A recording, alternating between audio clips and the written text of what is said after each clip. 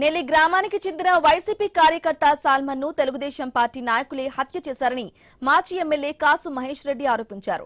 MLA Yarapathineni Srinivasarao Dachepalli CI Ponnuru Bhaskar అండతోనే జరిగిందని విమర్శించారు. కూటమి అధికారంలోకి వచ్చిన నాటి నుంచి పిన్నెల్లి గ్రామానికి చెందిన వందలాది కుటుంబాలు వలస వెళ్లిపోయాయని చెప్పారు. సాల్మన్ కూడా ఈ గ్రామం వదిలి బ్రాహ్మణపల్లిలోని నివాసం ఉంటున్నాడని చెప్పారు. తన భార్యకు అనారోగ్యంగా ఉంటే చూసేందుకు గ్రామంలోకి వచ్చాడని అన్నారు. ఇక గ్రామంలోకి వచ్చిన అతడిని మాటు వేసి చంపేశారని మహేష్ రెడ్డి మండిపడ్డారు. పిన్నెల్లి గ్రామంలో ఎస్సీ నాయకుడు సాలమన్ ని మర్డర్ చేశారు ఆ గ్రామంలోని తెలుగుదేశం నాయకులు. దీనికి పూర్తిగా అండదండలు ఎరపతినేని శ్రీనివాసరావు ఎమ్మెల్యే, దాచేపల్లి సిఐ భాస్కర్. ఏది ఏమైనా వెంటనే పోలీసు వారు చర్యలు చేపట్టాలి.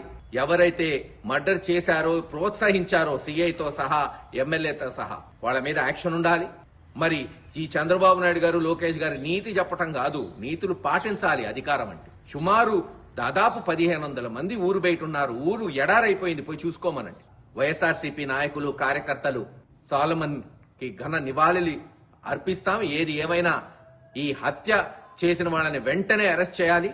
తగిన శిక్ష పడేటట్టు ఈ ప్రభుత్వం చేయాలి. లేకపోతే రేపు హైకోర్టులో పిటిషన్ కూడా వేయబోతున్నాం. ఈ సిఐ మీద, ఎస్ఐ మీద, పోలీసు వారి మీద కూడా